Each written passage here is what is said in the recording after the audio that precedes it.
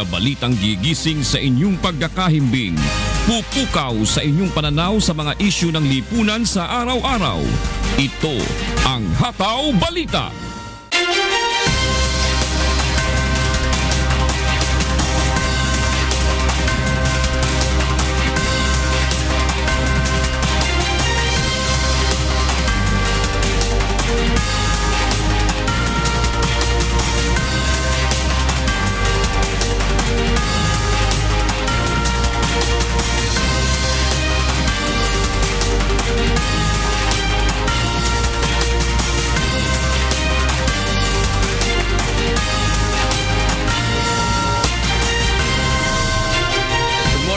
Bahayas, 4:47 na po na umaga. Good morning, Monica. Morning. Kompleto kayo kahapon sa IAB, eh?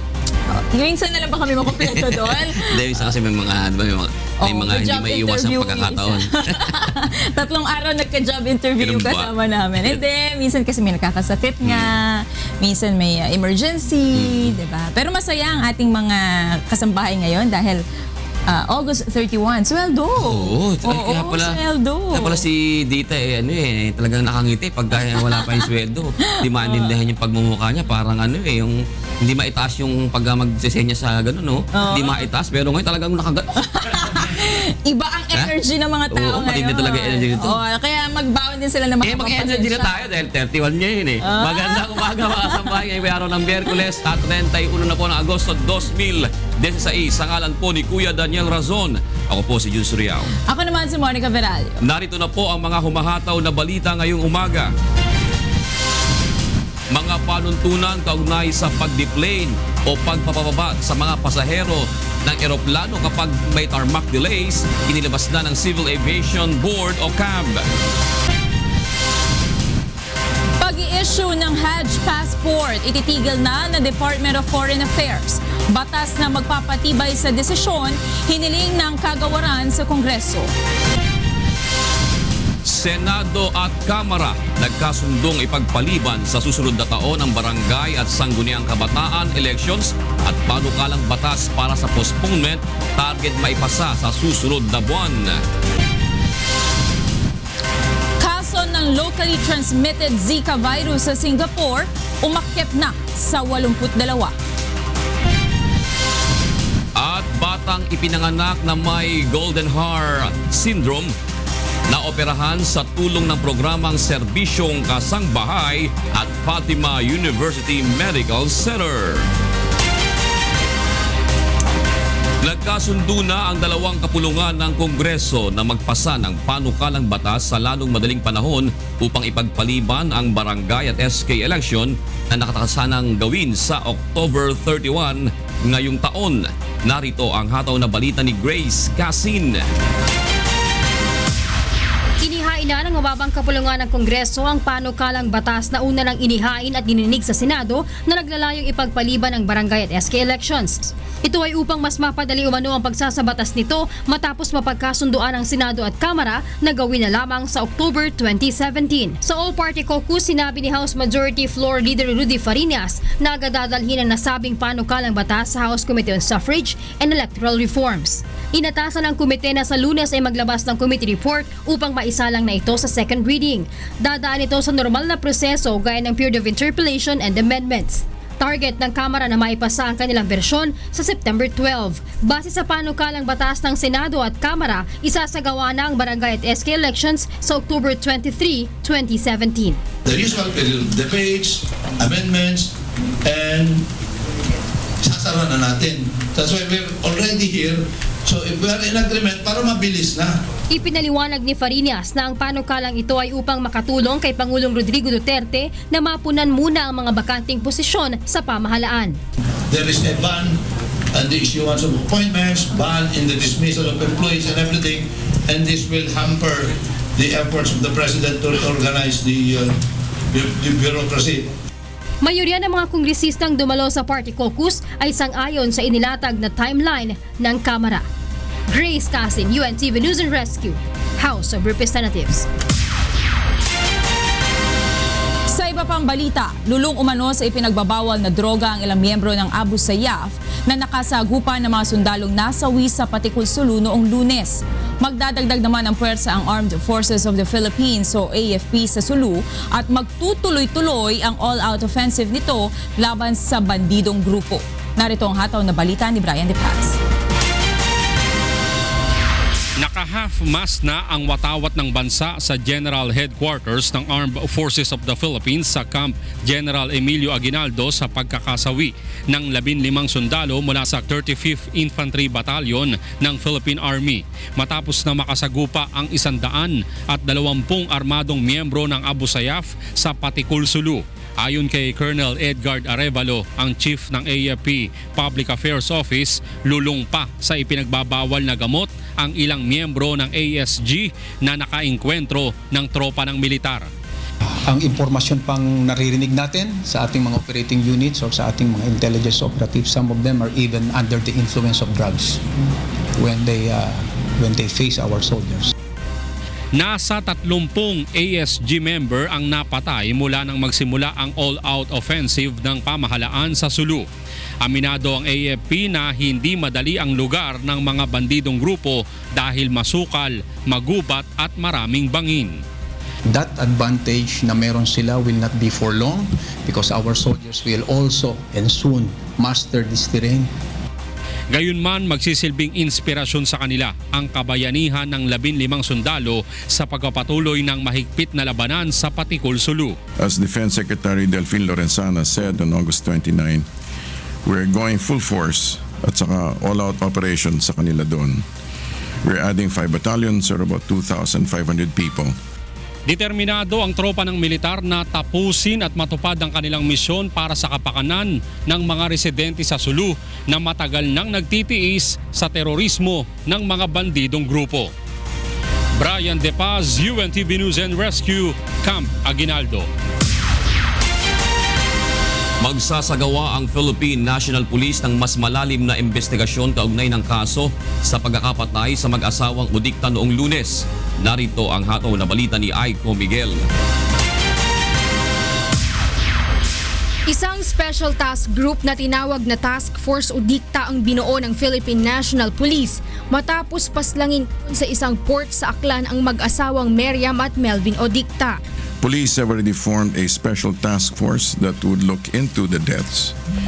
And the Chief Superintendent Gentiles has already directed, the Director of the Western Visayas Regional Police has said that they do value the life of every individual. Ang naturang grupo ang tututok upang alamin kung sino ang nasa likod ng pagpatay sa mag-asawa. Sa ngayon ay patuloy pa rin nangangalap ng mga saksi ang mga otoridad sa nangyaring pamamaril. Ayon kay Chief Superintendent Jose Gentiles, gumamit ng .45 caliber pistol ang sospek batay sa mga nakuhang basyo ng bala sa crime scene. Isa sa ilalim pa sa ballistic examination ang slug na narecover sa katawan ni Melvin. Una nang sinabi ng mga otoridad na posibleng kasama ng mag-asawa sa barko ang sospek at malapitan lamang ang mga ito ng pagbabarilin. Sina Meriam at Melvin ang umano'y kilalang drug lord na nag-ooperate sa Western Visayas. Kabilang din sila sa drug watch list ng PIDEA 6. Panawagan ng mga kaanak ng mag-asawa na mabigyan kaagad ng hustisya ang pagkamatay ng kanilang mahal sa buhay. Aiko Miguel, UNTV News and Rescue, Philippines. Nababahala ang Commission on Human Rights o CHR na posibleng tumaas ang bilang ng mga kaso ng enforced disappearances kung hindi agad maidodokumento ang mga nahuhuling drug suspect ng pamahalaan. Narito ang hataw na balita ni Ray Pelayo. Nananawagan ngayon ang Komisyon ng Karapatang Pantao na madaliin ang pagdodokumento sa mga nahuhuling suspect sa ginagawang anti-drug operation ng mga otoridad.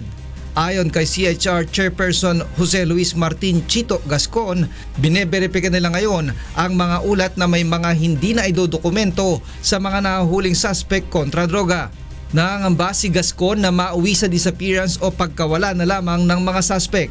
Importante na maalala ng lahat ng ating mga law enforcement na importante na mga naaresto ay ma-process at masampahan kagad ng mga kaso nang sa gayon maiwasan yung posibilidad na dumami rin yung mga kaso ng mga disappearances. Sa tala ng United Nations, sa loob ng 35 taon ay nasa 54,557 na ang mga kaso ng disappearances na mula sa 105 estado kung saan pinakamarami ang Pilipinas sa Southeast Asia. Ang sabi po ng mga nakatutok dito sa kabuuan ng Asya, malaking bilang ng mga nadidisappear ay natatala dito. No, at kasalukuyan marami pang mga kaso na hindi nabibigyan ng hustisya. Halimbawa, yung kaso ni Jonas Burgos at iba pa. Sa Abril sa susunod na taon ay nakatakdang isa lang ng United Nations sa Universal Periodic Review ang Pilipinas upang malaman kung ano na ang nagagawa ng pamahalaan sa pagprotekta sa karapatang pantao ng mga mamamayan nito. Subalit bago ito maisagawa ay kailangan munang lumagda ang pamahalaan sa International Convention for the Protection of All Persons from the Enforced Disappearances o ICPPED. Tayo po sa Pilipinas, kakaiba dahil meron na po tayong national law criminalizing enforced disappearances bagamat wala pang nako-convict sang-ayon dito sa batas na ito. Dagdag po na seguridad at proteksyon yung pagpasa ng convention. Ayon naman sa Malacanang, bagamat hindi perpekto ang kampanya ng administrasyon laban sa illegal na droga, ang daang libong bilang ng mga sumuko at nahuli sa anti-illegal drugs campaign ay dadaan sa susunod na hakbang ng pamahalaan. While it has not been perfect, it gives the government momentum to move on to the next phase. Among others, the swift disposition of justice and the rehabilitation of surrenderies. Ray Pelayo, UNTV News and Rescue, Makati. Sa iba pang balita, patuloy ang investigasyon ng PNP Highway Patrol Group hinggil sa umunoy pagpapakamatay ni PO3 Jeremiah De Villa noong Sabado. Inihiling naman ng pamilya ng pulis na mabigyan pa rin sila ng benepisyo. Narito ang hataw na balita ni Leia Ilagan. Umapila ang pamilya ni PO3 Jeremiah De Villa sa Highway Patrol Group na mabigyan sila ng benepisyo kahit hindi ito namatay sa pagtupad sa kanyang tungkulin. Si PO3 De Villa ay sinasabing nagpakamatay noong Sabado ng umaga sa pamamagitan ng pagtalon sa gusali ng Police Security and Protection Group o PSPG. Nagkukonduct kami ng investigation report. Meron tayong tinatawag na line of duty committee board, no? Sila yung magde-determine kung talagang meron pang makukuha. Sumulat din aniya sa kanila ang kapatid nito upang pasinungalingan ang mga negatibong balita tungkol sa kanyang kapatid at iginigiit na inosente ito. Tiniyak naman ng HPG na nagsimula na ang kanilang malalimang investigasyon sa tunay na dahilan ng pagkamatay ni PO3 De Villa. Gumagawa kami ng investigation report, no, kung ano ba yung circumstances surrounding dun sa pagkamatay ni De Villa. Sinubukan ng UNTV na kunin ang pahayag ng pamilya De Villa nang puntahan namin ang mga ito sa PNP mortuary kung saan nakaburol si PO3 De Villa, subalit tumanggi ang mga itong humarap sa amin. Si De Villa at ang kasama nitong si PO2 John G. Manunog ay inireklamo ng murder dahil sa pagkakabaril kay John De La Riarte noong July 29, 2016 matapos naman laban umano sa kanila ng kanilang hulihin dahil sa pagwawala at panghahampas ng helmet sa mga katabing motorista. Leia Ilagan, UNTV News and Rescue, Camp Crame. At kaugnay ng balitang yan, hiniling ng abogado ni PO3 Jeremiah De Villa na ipawalang bisa na ang mga kasong torture, murder at robbery laban sa kanyang kliyente kasunod ng pagkamatay nito noong Sabado. Sang-ayon sa batas, wala ng pananagutang kriminal ang isang taong namatay na. Hiniling din ng abogado na i-dismiss ang kaso laban sa co-accused nitong si PO2 John G. Manunog dahil wala naman itong partisipasyon sa pagkamatay ng biktima. Ayon sa salaysay ng mga pulis, napilitan si PO3 De Villa na barilin ng motoristang si John De La Riarte dahil tinangka nitong agawin ng baril ni Manunog. Ayon naman sa pamilya ng biktima, pinatatawad na nila mga pulis ngunit may dapat silang panagutan sa ilalim ng batas. Dead on the spot ang hinihinalang drug user matapos pagbabarilin sa Commonwealth Avenue. May hataw na balita si Reynante Ponte, live. Good morning, Reynante. Yes, sa Good Morning June at sa ating mga kasambahay. Hindi na nakabalik ng buhay sa kanilang tahanan ang isang tatay matapos na bumili lamang ng diaper sa tindahan para sa kanyang anak ng pagbabarilin hanggang sa mapatay na hindi pa nakikilalang sospek sa bahagi ng FB Road, Commonwealth Avenue sa Quezon City dakong alas 10:30 kagabi. Nakilala ang lalaki na si James Warren Florencio, 32 anyos, na umano'y gumagamit ng bawal na gamot sa kanilang barangay at ayaw sumuko sa mga otoridad sa mga isinasagawang oplan tukhang. Sa inisyal na investigasyon ng mga pulis, 3 tama ng bala ng baril sa mukha ang tinamo ng biktima na dahilan na agad niyang ikinasawi. Naiyak na lang ang kinakasama si Marisa sa nangyari na sa 6 na taon nilang pagsasama naging mabuting tatay siya sa kanilang 1 taong gulang na anak at marami raw silang magagandang plano para sa ipinagbubuntis ni Marisa. Aminado na mga gumagamit ng illegal na droga June ang kinakasama, ngunit hindi pa rin umano tama na patayin ito. Sa ngayon nga June ay patuloy pa rin ang investigasyon ng mga pulis sa insidente at tinitingnan na rin nila kung mayroong CCTV para matukoy ang pagkakakilanlan ng suspect. Mulang balita, balik sa iyo June. Maraming salamat, Reynante Ponte.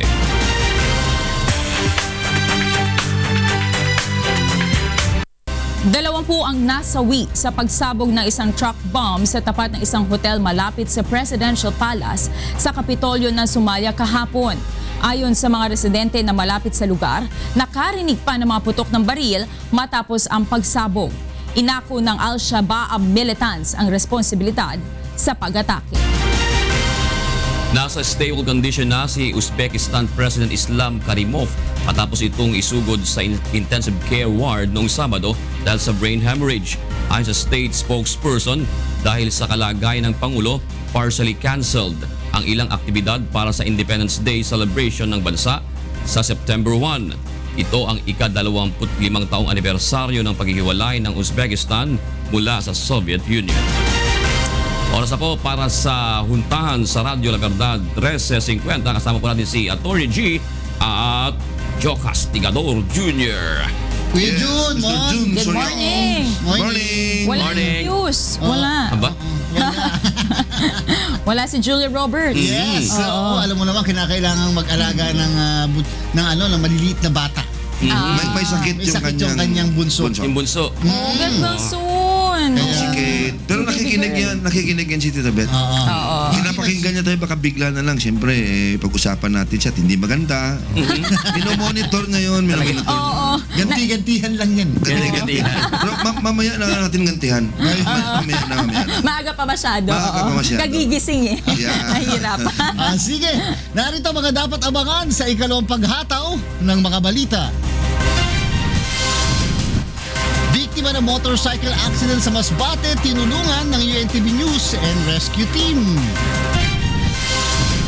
Mga panuntunan kaugnay sa pag-deplane o pagbababa ng mga pasahero sa eroplano kapag may tarmac delays, inilabas ng Civil Aviation Board o CAB.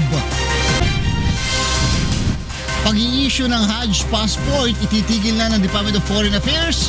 Batas na magpapatibay sa desisyon, hiniling ng kagawaran sa Kongreso.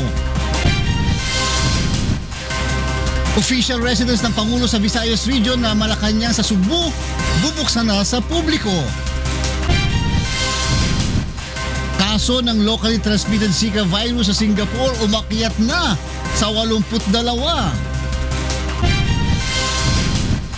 At batang ipinanganak na may Golden Heart Syndrome na operahan sa tulong ng programang Serbisyong Kasambahay at Fatima University Medical Center. Yan ang mga dapat abangan sa ikalawang paghataw ng mga balita. Ako po si Atty. George Erwin Garcia. At ako naman si Jose Castigador Jr. Magandang umaga po sa inyong lahat. Balik sa iyo dyan, Mon and Kuya June sa studio. Maraming salamat at Atty. G at ang unang paghataw ng mga balita ngayong araw po ng Miyerkules at 31 ng Agosto 2016. Puntahan po natin ating mga kasama sa Good Morning, Kuya!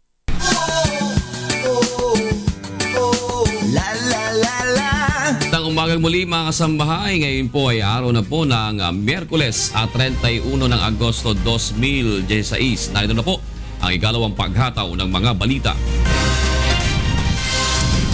Biktima ng motorcycle accident sa Masbate, tinulungan ng UNTV News and Rescue Team. Mga panuntunan kaugnay sa pagdeplane o pagpapababa sa mga pasahero ng eroplano kapag may tarmac delays, inilabas na ng Civil Aviation Board o CAB. Pag-i-issue ng Hajj passport, ititigil na ng Department of Foreign Affairs.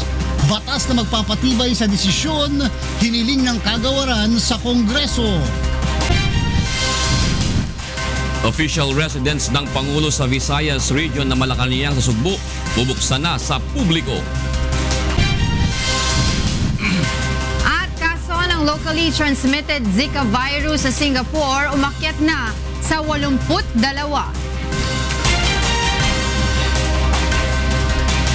Sa detalye ng ating mga balita, tinulungan ng UNTV News and Rescue ang isang lalaking biktima ng motorcycle accident sa Masbate City kagabi. Narito ang hataw na balita ni Jerry Galicia. Nilapatan ng Pangunang Lunas ng UNTV News and Rescue ang isang lalaking biktima ng aksidente sa motorsiklo sa Jesse Robredo Boulevard, siyudad ng Masbate kagabi. Nagtamo ng mga gasgas sa kaliwang tuhod, binti at hiwa sa daliri sa paa ang biktima na kinilalang si Ronald Sahurho, residente ng Barangay Nursery, Masbate City. Binabagtas umano ng biktima ang Jesse Robredo Boulevard nang mawala ng kontrol sa manibela sa palikong bahagi ng kalsada at tuloy ang sumalpok ang sinasakanyang Suzuki Rider sa isang street light. Aminado ang biktima na nakainom ng alak at medyo mabilis ang kanyang pagkapatakbo. Patapos ito mabigyan ng Pangunang Lunas, hindi na nagpadala sa ospital ang biktima. Nagpahatid na lang ito sa kanilang bahay. Jerry Galicia, UNTV News and Rescue, Masbate. Nagkaisa ang Department of Transportation, Civil Aviation Board at mga airline company na maglabas ng mga panuntunan sa pagdeplane o pagpapababa sa mga pasahero tuwing may tarmac delay. Ito ay dahil sa madalas na pagkakaantala ng biyahe ng eroplano. Narito ang hatol na balita ni Mirasol Abugadil. Naglabas na ang Civil Aviation Board o CAB ng standardized guidelines o mga panuntunan kaugnay sa pagdeplane o pagpapababa sa mga pasahero ng eroplano kapag nagkakaroon ng tarmac delays. Ayon kay Department of Transportation spokesperson Cherry Mercado, ito ay matapos na makatanggap ang ahensya ng mga reklamo kaugnay sa umano'y hindi pagpapababa sa mga pasahero kahit na ilang oras na sa loob ng eroplano. Gaya ng kumalat sa social media na video na nangyari sa isang eroplano ng Cebu Pacific matapos ma-divert ito sa Clark International Airport kamakailan.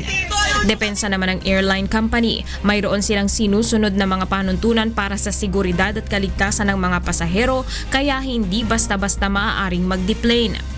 Pagkatapos ng 2 oras na nagka-delay sa tarmac, dapat ay magsimula na ang deplaning procedures. Kumbaga, makikipag-coordinate na yung pilot in command doon po sa mga airport authorities para bigyan ng pagkakataon ang mga pasahero na mag-disembark o makababa ng eroplano.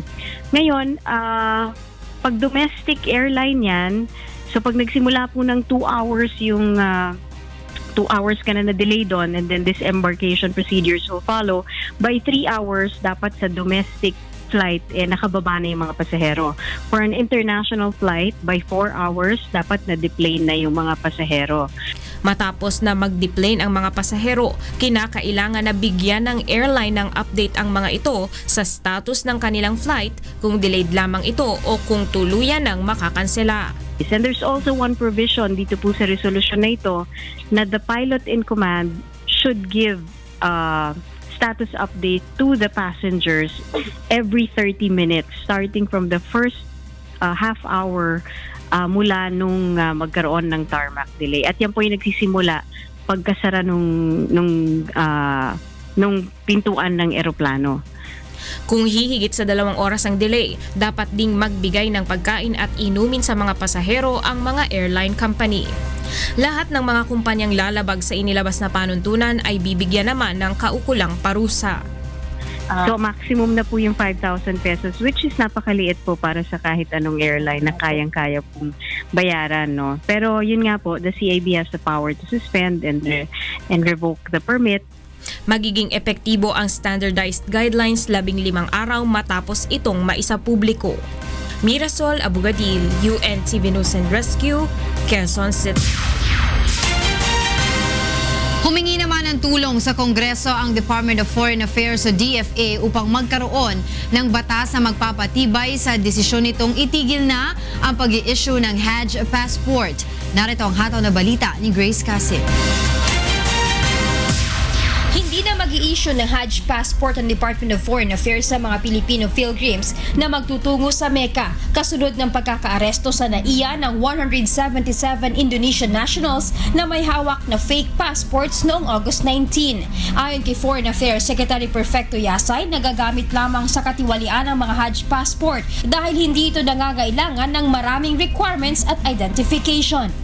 I have issued an order for the immediate suspension for the issuance of these Hajj passports. Pending the outcome of the investigation, I am predisposed at this point to include or to make the suspension on a permanent basis. Isang empleyado na rin ng DFA ang inalis sa pwesto matapos lumabas sa investigasyon na ito ang kontak ng mga grupong namimeke ng Hajj passport. Karamihan sa mga peking passport ay nirelease mula Mayo hanggang Hunyo noong nakaraang taon sa Asiana office sa Metro Manila. We have found out that the issuance of passports, fraudulent that it has been to these 177 Indonesians, were for a consideration of about $6,000 to $10,000 per passports. Humingi rin ng tulong ang DFA sa Kongreso upang magkaroon ng batas na magpapatibay sa kanilang desisyon. Ang Pilipinas ang tanging bansa na nagbibigay ng ganitong special travel documents para sa mga pilgrim na pupunta ng Mecca. Grace Casin, UNTV News and Rescue, House of Representatives. Sa iba pang balita, kinwestiyon ng isang mambabatas ang hiling ng Commission on Elections o COMELEC na maibalik ang tinapyas ng Department of Budget and Management sa kanilang proposed budget gayong bilyong-bilyong piso pa ang kanilang unobligated balances. Narito ang hataw na balita ni Victor Cosal. Para sa taong 2017, ang panukalang pondo ng COMELEC ay 4.6 billion pesos. Subalit sa National Expenditure Program na isinumite ng Department of Budget and Management sa Kongreso, naging 3.3 billion pesos na lamang ito. Ibig sabihin, nasa 1.3 billion pesos ang inalis ng DBM. You know, there's really no dialogue. You know, they just make certain decisions and then they pass on already the budget to the House, in which case it can't be touched anymore. Sa pagdinig ng Appropriations Committee ng Kamara sa budget ng COMELEC, hinihiling ng poll body na maibalik ang daan-daang milyong pisong tinapyas sa kanilang pondo na para sa training ng mga tauhan, renta sa warehouse na pinaglalagakan sa mga vote counting machines, confidential expenses na magagamit sa pagpapalakas ng cyber defenses matapos ang nangyaring hacking sa kanilang website at iba pa. Subalit kinwestiyon ng isang mambabatas ang apilang ito dahil may mahigit sa 9 billion pesos na unobligated balances ang komisyon. Kung isasama pa ang matitipid ng COMELEC kapag ipinagpaliban ang barangay at sangguniang kabataan elections sa Oktubre, aabot na ito sa 16 na bilyong piso. Cumulative unobligated release unobligated allotments since 1992. Pwede na kayo magpagawa ng building. Huwag na kayo makitira doon sa provincial government of Albay ng libre. Ako lang narinig yan. Ako rin po ngayong money. There is a problem in budgeting here, I think. Giit ni Congressman Joey Salceda, dapat gamitin ng COMELEC ang pondong ito upang punan ang mga kakulangan dahil nasa kapangyarihan ito ng komisyon bilang kabilang sa Constitutional Fiscal Autonomy Group at hindi ito pwedeng bawiin sa poll body. Depensa naman ng COMELEC, I know that, yes, as a part of the Constitutional Fiscal Autonomy Group, we have certain leeway.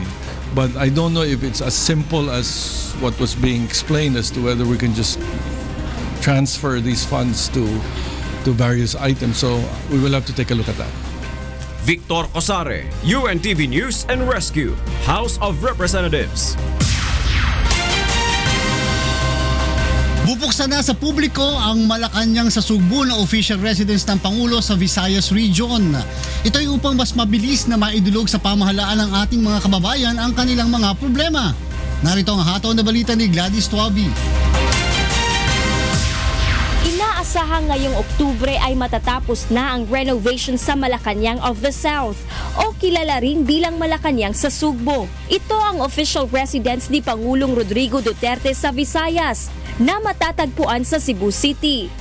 Nasira ang ilang bahagi nito dahil sa magnitude 7.8 na lindol at pananalasa ng bagyong Yolanda noong taong 2013. Ayon kay Presidential Assistant for Visayas Michael Dino, matapos i-renovate ay bubuksan na ang Malacanang sa Sugbo sa publiko. Maglalagay rito ng Presidential Action Center na tatanggap ng mga sumbong, daing, suhestyon at maging mga reklamo ng ating mga kababayan. I want Malacanang sa Sugbo to be a people's palace, no?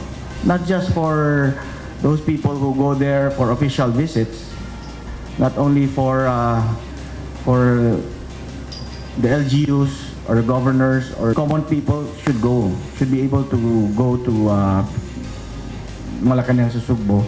I don't want it to be just for picture taking. You know, we have to do something there. We have to work. It should be able to connect to the common people. Maglalagay din ng opisina at coordinator sa bawat rehiyon sa Visayas upang maging accessible sa lahat. Sa pamamagitan nito ay mabilis na matutulungan at magagabayan ang ating mga kababayan na dudulog sa pamahalaan. Gladys Tuabi, UNTV News and Rescue, Cebu. Sa iba pang balita, humiling ng dagdag seguridad sa mga pulis sa mga kaanak ng napatay na mag-asawang Odikta dahil sa pangamba sa kanilang kaligtasan. Narito ang hataw na balita ni Lalaine Moreno. 12 pulis ang nagpapalitan sa 24 na oras na pagbabantay sa pamilya ng mag-asawang Odikta na pinaslang noong Lunes ng madaling araw sa Katiklan Port. Bukod pa rito ang mga barangay tanod na nagroronda sa paligid ng bahay ng mga Odikta sa Iloilo City. Humiling ng police security ang naiwang pamilya ng mag-asawa dahil sa posibleng banta sa kanilang buhay. Ayon sa mga otoridad, hindi maiiwasang magkakaroon ng death threat ang pamilya matapos maibalita na kilala umanong drug lord sa Western Visayas sina Milvain at Miriam Odikta. Kaya naman masusing iniinspeksyon ng mga otoridad ang sino mang pumapasok sa tinutuluyang subdivision ng napaslang na mag-asawang negosyante. Dala na tanan na mo ding area. Patrol na mo dili kami tanan nga kon. Wala lang ang mga salakyan lang mga hindi makilala nang mangkot lang kundi makadto. Asi kun di pa lang ni super do taway man wala man kon Facebook mo ni lugar di. Samantala ngayong araw ay inaasahang ililipat na ang mga labi ng mag-asawang Odikta sa kanilang bahay matapos sumailalim sa autopsy. Tatagal ang pagbabantay ng mga pulis sa Odikta residence hanggang sa mailibing ang dalawa. Lalaine Moreno, UNTV News and Rescue, Iloilo. Umakyat na sa 875 ang napapatay na suspect sa anti-drug campaign ng Philippine National Police simula July 1 hanggang August 30. Yan ay ayon sa data ng pambansang pulisya. Mahigit 12,000 naman ang naarestong sangkot sa iligal na droga at nasa 600,000 ang sumuko kung saan mahigit 500,000 dito ay drug user at 41,000 naman ang drug pusher. Nasa 500,000 naman ang nakakatok na sa bahay ng buong bansa sa ilalim ng oplang tukhang ng Philippine National Police.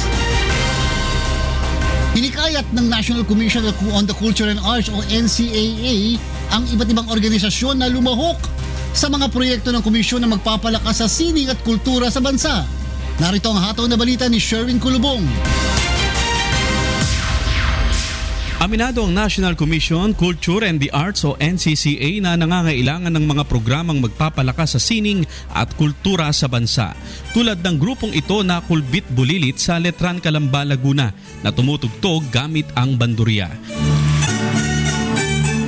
At At ang mga kabataang inalala ang pakikipaglaban ni General Pasiano Rizal sa mga dayuhan upang ipaglaban ang kalayaan sa pamamagitan ng isang stage play. Bunsod dito, hinikayat ng NCCA na lumahok sa Call for Proposal 2017 ang LGUs, civil society organizations, educational institutions at national line agencies. Ang Call for Proposal ay naglalayong maipakilala pa ang mga kultura sa iba't ibang bahagi ng Luzon, Visayas at Mindanao na hindi na umano nabibigyan ng pansin ng marami. Ang problema natin kasi lagi, dapat ang kultura na ikakapit mo sa development. Nararamdaman yung culture and arts dun sa development. So nakasync siya dapat dun sa kabuuang programang pangkaunlaran ng bansa. Mayroon itong 56 na project titles na may 216 slots at kinapapalooban ito ng budget na nagkakahalaga ng 200,000 pesos hanggang mahigit 3 milyong piso. Marami po tayong magagandang local sites and heritage. Pagtulungan po natin na mapalaganap at makarating ito sa kaalaman ng ating banla. Sa sino mang interesado na lumahok sa proyekto ng NCCA, maaari silang bumisita sa kanilang website na www.ncca.gov.ph. Sherwin Kulubong, UNTV News and Rescue, Laguna.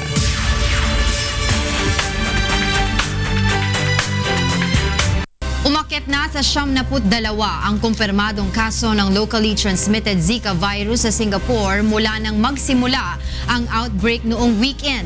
Hinikayat ang mga buntis na mag-avail ng libreng Zika test kung nakakaramdam ng mga sintomas ng naturang sakit o kung nagpositibo ang kanilang mga partner sa virus. Naglabas naman ng travel warning ang Australia, Taiwan at South Korea sa kanilang mga mamamayan na kung maaari ay iwasan muna na magtungo sa Singapore dahil sa mabilis na pagkalat ng sakit. Nakaalerto naman ang kalapit bansa ng Singapore na Indonesia sa posibleng pagpasok ng Zika virus sa kanilang bansa. Hinigpitan na rin ang pinatutupad na health measures sa Singapore-Indonesia borders at naglagay na rin ng mga thermal machines sa pangunahing paliparan sa bansa, ang Sukarno-Hatta International Airport. Iniimbestigahan ng Italian prosecutors kung may posibleng pananagutan ang mga kumpanyang nagtayo ng public buildings sa nasira ng husto sa 6.2 magnitude na lindol na yumanig sa Central Italy noong nakaraang linggo. Nasa 115 gusali ang gumuho o kaya naman ay bahagyang nasira sa mga lugar na naapektuhan ng lindol, kabilang na ang mga bagong tayong gusali na idineklarang earthquake-proof. Kabilang dito ang kaisa-isang eskwelahan sa syudad Amatrice. Sa pinakahuling tala ng Italian authorities, umakyat na sa 272 ang nasawi sa lindol, ngunit pinangangambahan pa na madagdagan pa ito habang nagpapatuloy ang search and retrieval operations. Nahuli ang 5 hinihinalang sangkot sa operasyon ng iligal na droga sa Valenzuela City sa isinagawang drug buy-bust operation. Kaninang madaling araw ay hataw na balita si Maki Libradilla live. Good morning, Maki. Good morning, June. Good morning, Kuya. At sa lahat ng ating mga kasambahay, arestado ang 5 tao na umano'y sangkot sa ipinagbabawal na gamot sa isinagawang drug buy-bust operation ng mga pulis sa Barangay Coloong at Barangay Polo dito sa Valenzuela City pasado alas 2 kaninang madaling araw. Ang isang suspect na si Raydan Esperancilla, mismong kamag-anak umano nito ang nagsuplong sa kanya sa mga pulis. Ayon kay PCV5 Police Inspector Josephine Dalumpines, nagpadala pa ng kumpletong detalye ang kamag-anak nito sa otoridad, kabilang ang Google Map at litrato ng suspect. Napilitan na rin anyang umalis ang mga kamag-anak nito sa kanilang bahay sa takot dahil kung sino-sinong tao ang pumupunta at doon na rin nagkakabentahan. Sinubukan pa umano nilang itokhang ang suspect subalit hindi ito sumuko. Aminado naman ang suspect na gumagamit siya ng droga. Hindi niya lang anya magawang makapagparehab dahil walang kamag-anak na mag-aasikaso sa kanya. Kasamang nahuli sa operasyon ang isang babae na naaktuhang bumibili ng droga sa suspect. Samantala, nahuli naman sa hiwalay na operasyon sa barangay Wawang Polo ang 3 pang suspect. Nakuha din sa mga nahuli ng ang ilang pakete ng shabu. Yan mo ng latest, balik sa YouTube. Maraming salamat, Maki Libradilla, nag-uulat mula sa Valenzuela City. Para sa mga karagdagang balita, bumisita lamang sa aming website na untvweb.com. Samantala, narito na po ang mga dapat niyong abangan sa ikatlong paghataw ng mga balita. Dalawang kapulungan ng Kongreso nagkasundo ipagpaliban ang sangguniang kabataan at barangay election sa susunod na taon. Mga lumang riles ng LRT-1 sinimulan ng palitan ng Light Rail Manila Corporation o LRMC. Takbo ng mga tren planong gawing 60 kilometers per hour. 100 stranded Filipino workers sa Saudi Arabia pauwi na ng Pilipinas. At batang ipinanganak na may Golden Heart Syndrome na operahan sa tulong ng programang Serbisyong Kasangbahay at Fatima University Medical Center. At yan po ang ikalawang paghataw ng mga balita ngayong umaga po ng Miyerkules at 31 ng Agosto 2016. Ang alam po ni Kuya Daniel Rason, ako po si Jun Suriao. At ako naman po si Angela Lagunsay. Babalik po ang Good Morning Kuya.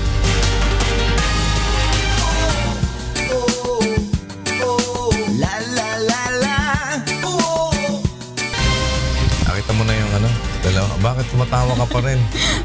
Kuya, naalala ko lang yung kanina. Si Rina. Nandun pa ba si Rina? Oo, kuya. Padala niya ng ha? Oo, kasi si Rina. Naririnig mo. Kung gawin, umahagulgul pa rin. Hindi naman, sobra. Naririnig pala tayo. Oo, Well, tiga mo, nanonood pala. Nalalaman niya, pinagkukwentuhan natin siya. Oo. Ano yung sinasabi mo? Bakit? Hindi, kuya. Kanina hindi ka nagsasalita nung nandun. Tapos ngayon, nung ako na lang nandito, kinukwento mo si Rina. Sabi, ganun pala talaga si Rina. Grabe. Hindi, kuya. Sabi ko na kanina. Hindi. Sabi ko na yun kanina, Rina, na baka mapaiyak ka. Kasi nga alam ko mababaw ang luha niyan. Oo, talaga naman. Kaya kunyari ka pa. Kaya Halika dito, mag-usap tayo. Okay na siya, masaya na siya, kuya. At least, kumain ka na, ha? Yes, kuya. Kain ka ng kain ka ng kapareho ng kinain ni Monica. Masarap. Sisig ba yan? Hindi mo wala lang, kuya. Wala na. Sisig, hindi. May ano. Wala na. Buti pa na. Palagay ko sinigang. Bakit? May kangkong Ay, kuya, imposible magkakakangkong. Wala ko. Hindi ako makain gulay Sa bagay. Sa bagay. Palagay ko balat ng lechon yan. Meron pa talaga. Check ko mamaya. Magandang umaga po. Ngayon na araw ng Miyerkules, August 31. Gising na po kayo at 7:03 na po ng umaga. Huling araw sa buwan ng Agosto, meaning ay araw ng sweldo ngayon, Monica. At yung mga papasweldohin mo na. Maraming masaya ngayon. Kaya sigurado marami at matindi rin ang traffic mamaya. Manlilibre ka ngayon? Ha? Manlilibre ka ngayon? Tangin mo ko, kuya. Ay, pero tapos na sweldo mo pala, no? Oo, sa 2025 kami, kuya. Sabayan po tayo napapakinggan sa Radyo La Verdad 1350. Sa mga nagbukas lang ng TV ngayon at ng kanilang mga radyo, baka ho yung mga TV ninyo meron pang remote sa tabi nyo. Huwag nyo munang hawakan at tuloy-tuloy po ang ating balitaan. Narito na ang mga hataw na balita ngayong umaga. Dalawang kapulungan ng Kongreso nagkasundong ipagpaliban ang sangguniang kabataan at barangay election sa susunod na taon. Mga lumang riles ng LRT-1 sinimulan ng palitan ng Light Rail Manila Corporation o LRMC. Takbo ng mga tren planong gawing 60 kilometers per hour. Mahigit 100 stranded Filipino workers sa Saudi Arabia pauwi na ng Pilipinas. At batang ipinanganak na may Golden Heart Syndrome na operahan sa tulong ng programang Serbisyong Kasambahay at Fatima University Medical Center.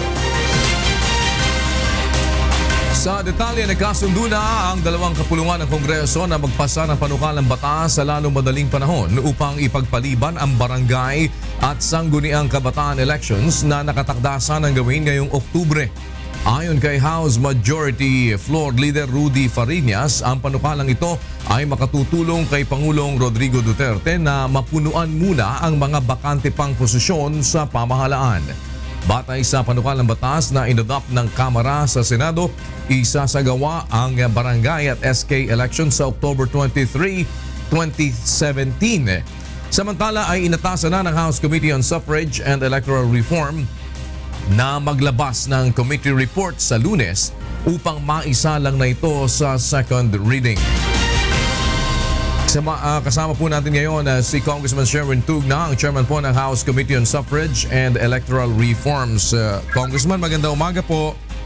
Magandang umaga po, Kuya Daniel. Magandang umaga, Monica, at sa lahat po ng ating tagapanood. Kumusta po kayo? Kong, ito po, awa ng Diyos at salamat sa pagpapaunlak ninyo. Itong issue tungkol sa unconstitutionality nung pagpoprolong nung term ng mga barangay officials na elected noong 2013. Kasi dapat matatapos ho ngayon yun. Ano ho ang inyong posisyon po dito, Chairman? Para sa akin po, Kuya Daniel, nakasulat naman at malinaw sa ating saligang batas na ang halalan ng SK at barangay elections ay gaganapin every 3 years. Yes. Ngunit kung babasahin po natin yun, may nakasulat din doon. May qualifier yon na may quit at nakasulat doon na unless otherwise provided by law. So, ang ating saligang batas, binibigyan niya ng kapangyarihan ng Kongreso na ito ay i-extend base na rin sa wisdom ng mga miyembro ng Kongreso bilang kanatawan ng kanilang mga botante. So pwede po. Ibig sabihin, any question on the unconstitutionality it has no basis because in the Constitution, talaga pong hayag na sinasabi na pwede itong i-extend ng Kongreso. So it will be remedied by another law na magpo-postpone dito. Opo, Kuya. So ito ho ngayon ay desidido na kayo. On what reason ninyo tinitignan na kailangan ho na i-postpone itong barangay at SK elections, Congressman? Opo, marami pong mga magagandang dahilan at ang ilan po dito ay unang-una para rin sa kapakanan ng ating sambayanan. Unang-una ho, yung pagkakasimay halalan, pagka under the law, if it's a regular election, there is a election ban on continuation or starting of infrastructure projects. Second, there is also an election ban pagdating po sa pag-appoint ng ating Pangulo. At kasama rin po dyan yung naririnig naman namin mula sa Commission on Elections, although unofficial, ang sinasabi po ay mayroon pa raw pong election fatigue, Kuya. Ibig sabihin, kakatapos lang natin ng isang matindi at madugong halalan ngayong 2016. Madugo in the sense na napakaraming bumoto. Isa ito sa pinaka-successful na elections. Napakaraming kinasikaso ng COMELEC. Mayroon pa raw silang election fatigue. Nakalapit po ng May at sa October. Kaya ang naging position ay i-extend na lamang yung i-postpone muna yung halalan to 2017. Congressman, have you consulted also po with the Commission on Elections? Kasi nakapag-umpisa na din po sila ng paggastos at may mga initial na silang preparation for the elections. At sinasabi nga ho nila, kailangan ito'y mailabas kaagad yung magiging resolution na ito o itong ating batas na aaprubahan dahil kung hindi ay maaaring makapag-incur na naman ng another expenses ang COMELEC na yung pala hindi naman basta't magagamit sa darating na eleksyon. Ano ho ang kanilang ibinigay na input sa inyo? Currently, Kuya Daniel, as I speak to Majority Floor Leader Fariñas and Speaker Pantaleon Alvarez, yung communication namin with the COMELEC is a bit unofficial. Hindi talaga yung nag-sit down kami ng meeting, pero katulad kahapon, nandito rin sila sa Kongreso dahil budget hearing. They are on notice already. And also, bilang party ko po, bilang chairman ng Committee on Suffrage, nakikipag-communicate naman po ako sa ilang directors natin ng commission upang i-inform sila kung ano na ang kasalukuyang mangyayari dito sa House in relation to the postponement. Tapos isa pa po, Kuya Daniel, on record yata, sa pagkakaalam ko, if I'm not mistaken, naintindihan po namin dito sa Kongreso na may possibility na magkaroon ng waste tungkol dun sa nai-imprentang balota.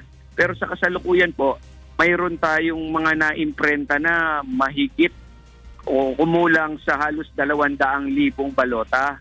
At ipinatigil na nga daw po ng COMELEC yung pagpapaprint kasi parang naging off public notice na yung pagsasalita ni Presidente mismo, although he belongs to the Executive Department, public notice na ang siya rin mismo, ang sentimiento niya ay mapostpone ng halalan. So, hindi pa naman po ganun kadami yung na-imprentang balota, Kuya Daniel.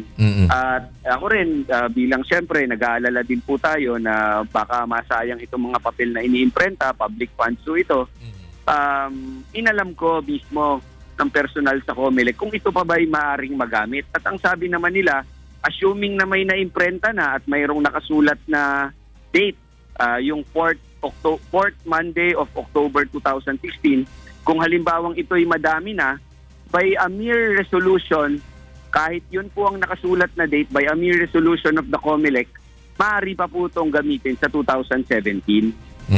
Okay. So, ito hong inyong target date para ito'y maisapinal at sa ganun ay hindi naman po kapos din doon sa panahon yung ating mga nasa Commission on Elections na to decide whether to continue or not to continue with whatever they are preparing. Kasi pangamba nila, baka kami ay gahuli ng panahon kung hindi naman talaga ito maaprubahan or what. Kailan ho natin ito tinatarget na maaprubahan, Congressman?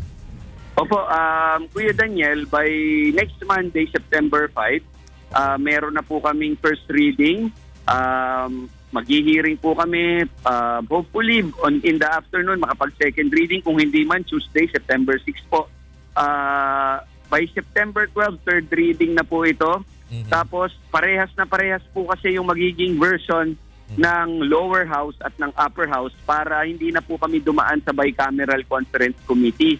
So kami po dito sa suffrage ay Committee on Suffrage, nakikipag-usap din po tayo doon sa komite sa Senado na in charge dito, si Senator Sani Angara, kasi pumabagsak po ito sa Committee on Local Government sa kabila, sa Senate, para mas mapabilis po.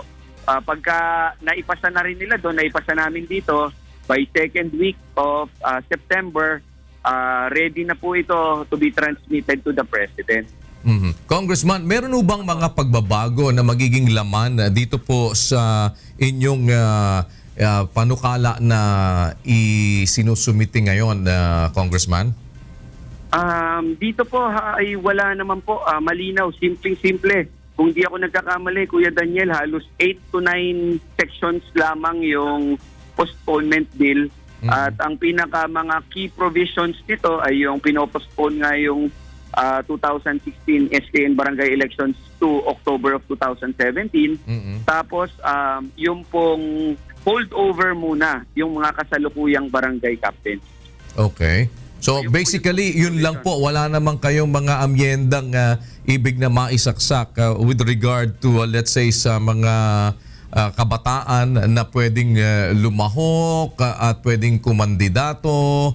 Kasi mayroong mga usapin pa din ho dyan na pwedeng bumoto pero hindi sila pwedeng kumandidato kung sila ay under ng ganitong age at mayroong mga specifics lang ho na ganyan na sinasabing provisions. Wala na hong changes dito, Congressman?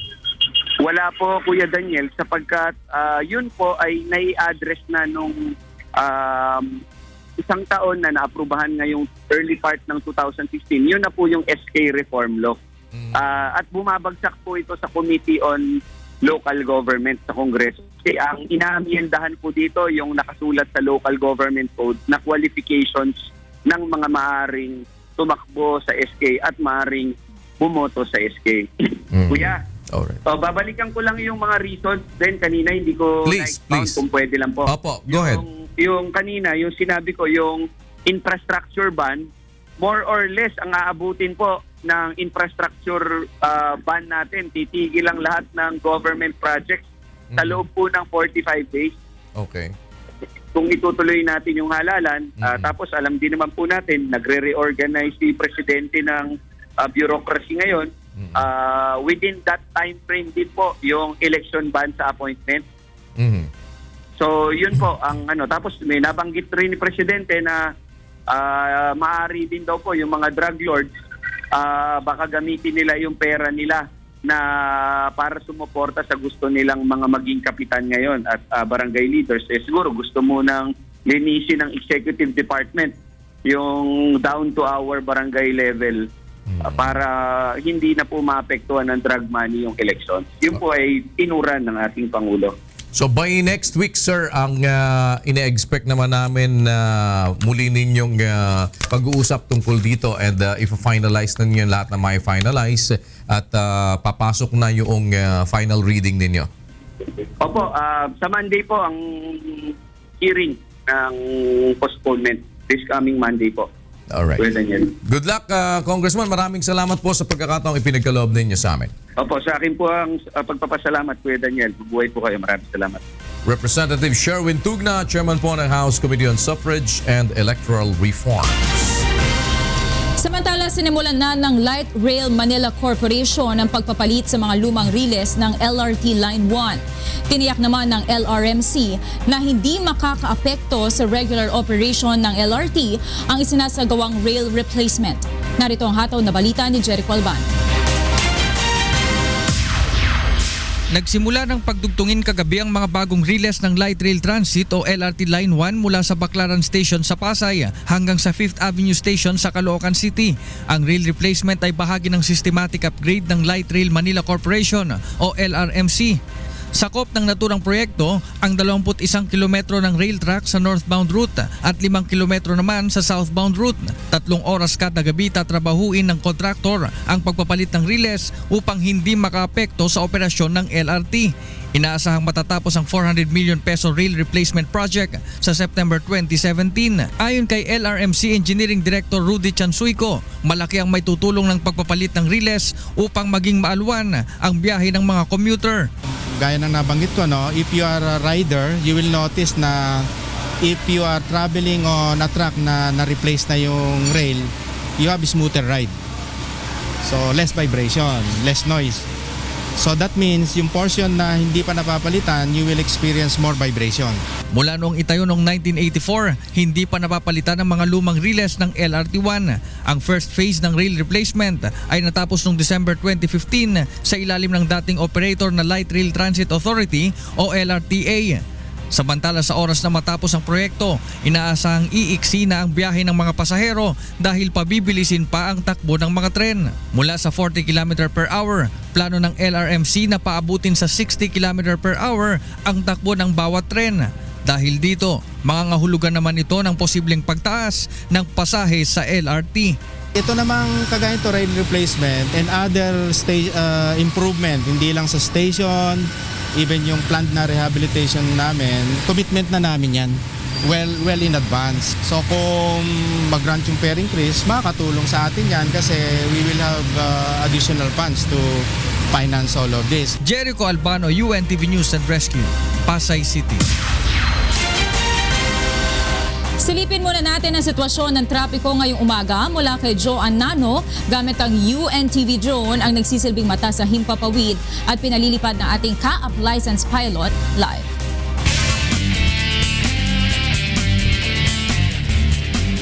Yes, John.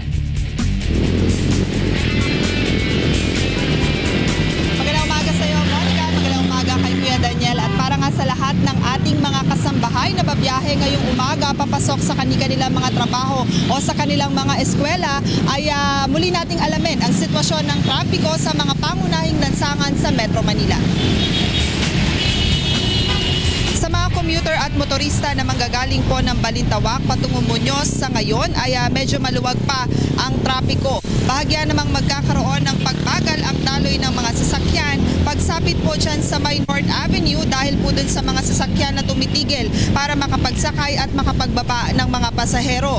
Pagsapit naman po sa may Quezon Avenue, kung kayo po ay patungo ng Kamuning at Cubao, sa ngayon ay wala pa ring magiging problema ang ating mga motorista dahil maluwag at tuloy-tuloy pa ang daloy ng mga sasakyan.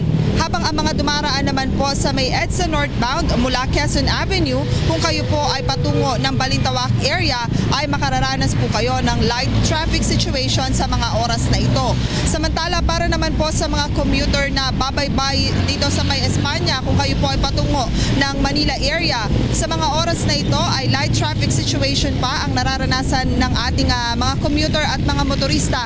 Subalit bahagya lamang po itong magsisikip dyan po sa may Araneta Underpass, ngunit muli po yung luluwag dyan po sa may bahagi ng Santo Domingo at Banawe area. Ang mga sasakyan naman po sa may eastbound area, dito yung mga sasakyan na papalabas ng EDSA o yung mga papatawid patungong Commonwealth Avenue ay nagsisimula na nga pong dumagsa ang volume ng mga sasakyan, kaya naman asahan na po ang moderate traffic situation sa ngayon. Puntahan naman po natin ang EDSA Guadalupe. Ang nakikita nyo po ngayon sa inyong mga television screen, ito po yung mga sasakyan na patungo po ng Shaw Boulevard. Sa mga oras na ito ay light traffic situation pa ang nararanasan ng ating mga motorista. Habang ang kabilang bahagi naman po ng kalsada, ito naman po yung mga galing ng Orense patungo po ng Ayala, Makati. So kung kayo po ay papasok na sa inyong mga trabaho ay medyo maluwag pa ang ating traffic situation sa lugar po na yan. Samantala sa may area naman po ng Quiapo, Manila, ang mga sasakyan po o yung mga bumabiyahe patungo pong Loton, sa mga oras na ito ay bahagya na pong masikip ang daloy ng mga sasakyan. Habang kung kayo naman po ay patungo ng Espanya, ay makararanas po kayo ng light to moderate traffic situation. Silipin naman natin ang northern area sa may Letre, Malabon. Makikita nyo po ngayon sa inyong mga television screen, kung kayo po ay patungo dyan sa may Monumento area ay wala pang magiging masyadong problema ang ating pong mga motorista dahil maluwag at tuloy-tuloy pa po ang daloy ng mga sasakyan. Gayun din yung kabilang bahagi ng kalsada sa mga bumabiyahe naman po patungo ng C4, sa ngayon ay light traffic situation pa rin ang nararanasan ng ating mga motorista. Habang sa lugar naman po ng Marcos Highway dyan po sa may Marikina, kung kayo po ay patungo ng Antipolo, sa ngayon ay maluwag at tuloy-tuloy pa ang daloy ng mga sasakyan. Habang ang kabilang bahagi naman po ng kalsada sa mga babiyahe po patungong Cubao area ay medyo makararanas na po tayo ng bahagyang pagbagal sa usad ng mga sasakyan. Monica, muli nga nating ipinapaalala sa lahat ng ating mga motorista na ngayon po ay araw ng Miyerkules dahil umiiral ang ating number coding scheme. Bawal po sa mga kalsada ang mga sasakyang may plakang nagtatapos sa 5 at 6 simula ngayong alas 7 ng umaga hanggang mamayang alas 7 po ng gabi. Yan muna ang ating gabay sa kalsada ngayong umaga. Balik sa inyo sa studio, Monica. Maraming salamat, Joanna Nano, live na nag-uulat mula sa Pantrangco. Tiniyak naman ng Armed Forces of the Philippines na bibigyan ng kaukulang pagpaparangal ang mga nasawing sundalo sa pakikipaglaban sa mga miyembro ng Abu Sayyaf Group sa Sulu. Samantala, nanawagan ang militar sa kooperasyon ng publiko upang mapuksa ang bandidong grupo. Mula sa Zamboanga City, may hataw na balita si Dante Amento live. Dante.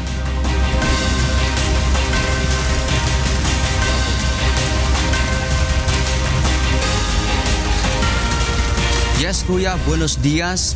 Kasalukuyang nakalagak ngayon sa AFP headquarters ang mga labi na mga sundalong nasawi sa Patikul, Sulu.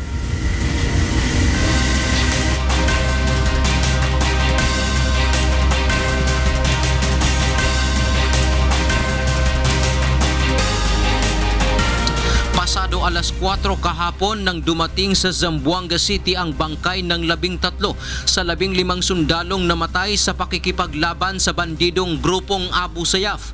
Dinala ang 13 rito sa St. Peter Funeral Homes habang ang dalawa naman ay iniuwi na sa kanilang bayan sa Jolo, Sulu alinsunod sa kaugalian ng mga Muslim na kailangang mailibing agad ang sino mang kaanak na namatay. Mariin namang pinabulaanan ng AFP ang lumabas na ulat na may napugutan sa mga napatay na sundalo. Samantala, kagabi ay dumating na rin ang ilan sa mga kamag-anak ng mga ito. Kabilang narito ang mga magulang at dalawang kapatid ni Private First Class Nestor Bacaling Jr. na bumiyahe mula pa sa Labason, Zamboanga del Norte. Ayon kay Mang Nestor, tumawag pa sa kanya ang anak ilang oras bago ang engkwentro. Kahapon lamang ng umaga niya nalaman na kasama pala ito sa mga napatay na sundalo. So, ako ni official ni Junjun eh. Junjun, imong anak ba? Ano mo da, sir? Alam, sir, makadawat to lang ka. Kay kining sundalo. Hindi harigi sa taman. Diningon lang ko nga, iprank ka na lang extra, sir. Siya patay na siya. Bagamat masakit sa kalooban, tanggap na ng kanyang pamilya ang nangyari kay Private First Class Bacaling Jr. Ipinagmamalaki nito ang kanyang anak dahil isinugal ang buhay para sa bayan. O dili ko kasabot, sir, mura kong mahulog basandahan kay naglanda man kong lubi. Mura kong muday ba, pero ako lang ikudro kong gulingon, ako na lang gihangad sa Ginoo.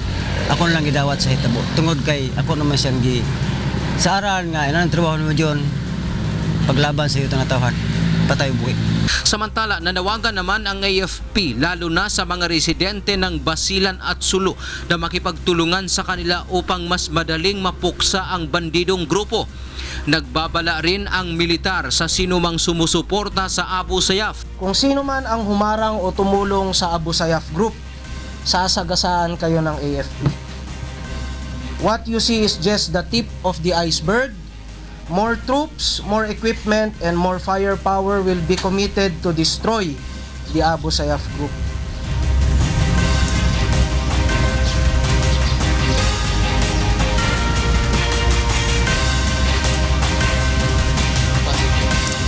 Kuya, tiniyak naman ng AFP na bibigyan ng kaukulang parangal o pagpupugay ang mga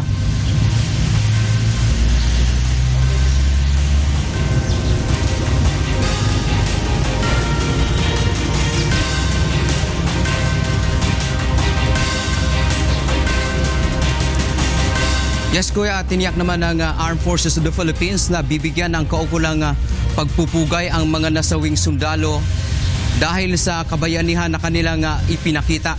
Bukod pa ito sa tulong pinansyal na kanilang matatanggap sa ating pamahalaan. Samantala, mamayang hapon ay inaasahan naman na dadalaw sa burol ng mga nasawing sundalo si Pangulong Rodrigo Duterte bilang pagpapakita ng kanyang simpatya sa nangyari sa mga nasawing militar. At yan mo ng balita mula sa Zamboanga. Balik sa iyo, Kuya. Maraming salamat, Dante Amento. Nag-uulat na live mula sa Zamboanga City. Weather update muna tayo mula kay Ray Pelayo sa ating UNTV Weather Center.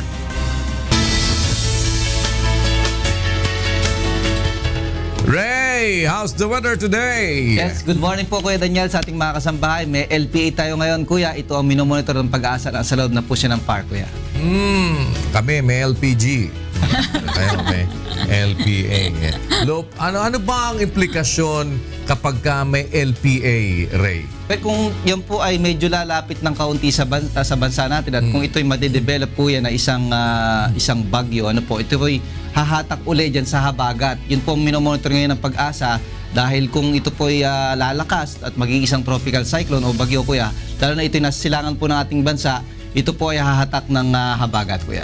Magse-September na tayo. Nakakailang bagyo na tayo ngayong taon na to? So far, Kuya, 4. Yung after ni Dindo, 4. Kung ito po ay magiging bagyo, magiging pang-5 po, Kuya.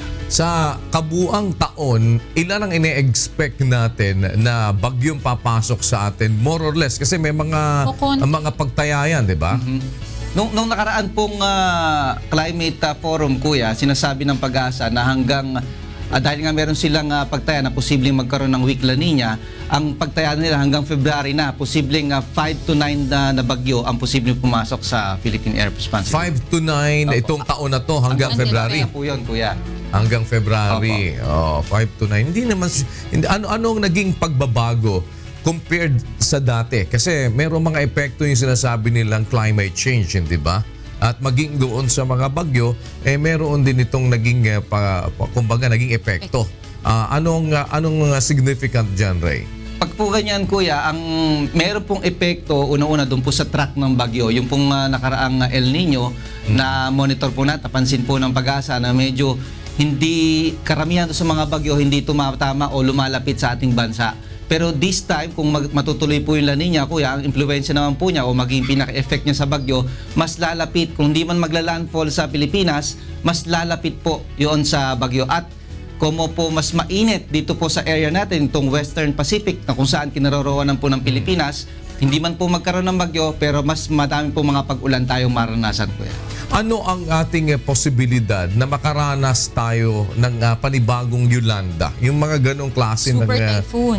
ng ganong klase ng bagyo na nakita natin naging very devastating sa atin. Siyempre may mga pag-aaral na ginagawa ang mga eksperto diyan. Ano ang nakuha mo diyan, Ray? May possibility pa rin po, kuya, dahil lalo na kung ang bagyo po ay mabubuo doon sa below the 5 degrees ng ating equator, mas mababa po yun. Ibig sabihin, mas mababa doon sa tapat ng Mindanao, ay lalo na kung mas malayo po, kung doon po mabubuo, at yan po ay bandang October, November, December, kung saan dyan po yung mga season ng landfalling o tumatama ang bagyo sa ating bansa, possible pa rin po, kuya, na kung ganun po yung kanyang distansya at makakahigop po siya ng lakas, at bago po dumating sa ating bansa, posible pong mangyari po yan, kuya. Paano natin yan na-foresee kung sakasakali sa pamamagitan ng mga bagong kagamitan natin? Satellite po, kuya, yun nga po yung isa pong tinitingnan yan. Based na rin po dun sa mga history na nakuha natin, dun sa mga nakaraang dekada, na ipon na po yan ng Pag-asa. So yun po yung kanilang kinoconsolidate, plus yung mga satellite po natin ginagamit, like yung microsatellite, yung Diwata 1, katulong na rin po ngayon yan para ma-forecast po yung outlook ng magiging klima rin po natin at yung mga bagyo na posible pong tumama sa ating bansa, kuya. Alright, sige Ray, bigyan mo sa amin ang kabuuang ulat ng panahon para sa araw na ito.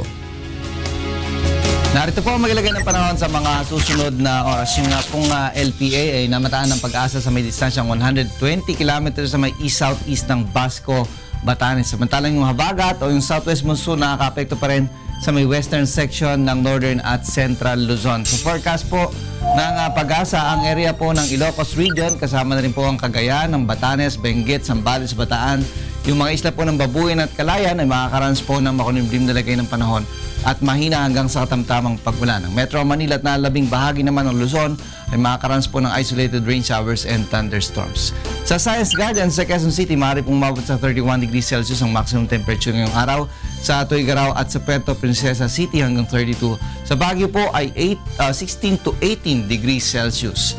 Sa area po ng Visayas, partly cloudy to cloudy skies at makakaranas din po dyan ng mga pagulan, pagkidlat at pagkulog. Sa Iloilo City, 31 degrees Celsius ang maaari pong maitalang temperatura. Metro Cebu 34 at 32 sa may area po ng Tacloban City. Fair po ang weather sa may area po ng Mindanao, kung saan makakaranas naman po ng mga isolated rain showers and thunderstorms pagdating po ng hapon o kaya po ay sa gabi. Sa Cagayan de Oro City, maaari pong umabot sa 33 degrees Celsius ang maximum temperature, gayon din sa may area ng Zamboanga, pero sa Metro Davao hanggang 34 degrees Celsius. Alayin po natin lagay ng panahon sa mga karatig bansa ng Pilipinas. Unahin na po natin dyan po sa may area ng Seoul, South Korea, 70 to 21 degrees Celsius ang maaari pong maitalang temperatura, malamig po dyan. Meron pong rain showers and thunderstorms. Sa Tokyo, Japan, medyo maliwalas na po ang lagay ng panahon hanggang 33 degrees Celsius ang maximum temperature. Sa Taipei, Taiwan hanggang 32 with partly cloudy. Sa Beijing, China naman po ay makakaranas din po dyan ng 19 to 32 degrees Celsius na temperatura with partly cloudy skies. Sa Hong Kong naman po ay hanggang 30 degrees Celsius, pero din po maging lagay ng panahon. Sa Bangkok, Thailand ay magkakaroon po ng rain showers and thunderstorms with temperature of 33 degrees Celsius. Sa Hanoi, Vietnam at sa may area po ng Ho Chi Minh ay maaari pong umabot sa 34 degrees Celsius naman ang maximum temperature with partly cloudy skies. Sa area po ng Kuala Lumpur, Malaysia ay magkakaroon din po ng rain showers and thunderstorms. Hindi po sa may area ng Singapore with temperature of 32 degrees Celsius. Sa Jakarta, Indonesia, medyo malinsangan po hanggang 34 degrees Celsius, pero makakaranas po dyan ng mga pagulan, pagkidlat at pagkulog. Samantala, ang ating pong sunrise, 5:44 a.m. atin naman pong sunset, 6:09 p.m. Yan ang ating ulat panahon. Umulaman po tumaraw, huwag natin kalilimutang pasalamatan ang Diyos na naman. Balik po sa inyo. Maraming salamat, Ray Pelayo, nag-uulat mula sa ating UNTV Weather Center. Pauwi na ng bansa ang mahigit 100 overseas Filipino workers na ilang taon ding stranded sa Saudi Arabia matapos magkaroon ng problema sa pinasukang kumpanya. Narito ang hataw na balita ni Mabel Razon.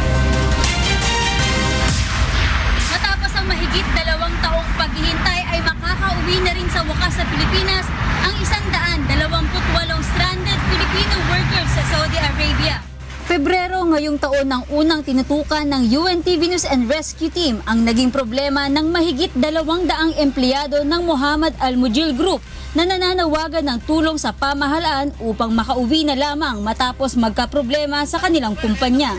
Kaya naman laking pasasalamat ang mga ito dahil makalipas ang mahigit 3 hanggang 4 na taong pagtitiis ay makakauwi na rin sila sa Pilipinas. Siyempre, masaya po, magaan sa pakiramdam kasi mabahaba din po ang tinitis namin. 3 taon na 2 buwan na hindi po ako nakaka-uwi. Mabagal yung proseso dati ng papauwi sa ngayon, nagpalit po ng bagong administrasyon.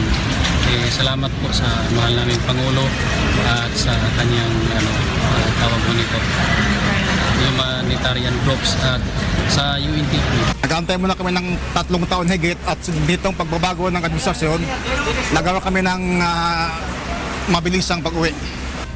Ayon kay Eduardo Asinita, isa sa matagal ng stranded OFW sa Saudi, magkahalong saya at lungkot ang kanilang nararamdaman dahil bagamat masaya silang makabalik sa Pilipinas, wala man lang silang dala na kahit magkano para sa kanilang pamilya. Saya na malungkot dahil marami sa mga kasamahan ko na uuwi na hindi nakuha yung kanilang benepisyo at iba dito talaga matagal na sa kumpanya. Pero totally ang mga kasamahan ko nga rito lahat, wala talaga. Wala sila natatanggap na kahit sweldo.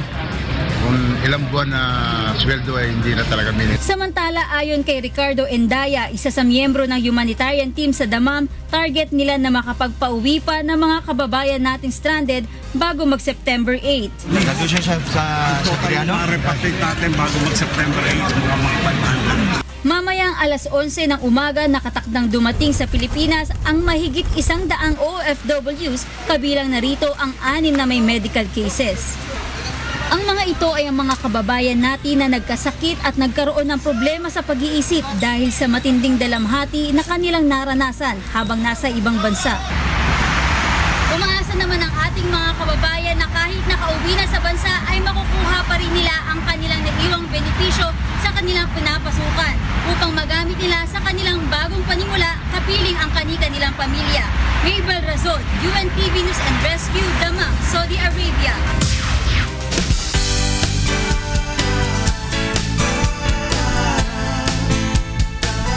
Isang batang mayroong rare disease ang matagumpay na naoperahan sa tulong ng programang Serbisyong Kasambahay, katuwang ang Fatima University Medical Center na isa sa ating mga partner in public service.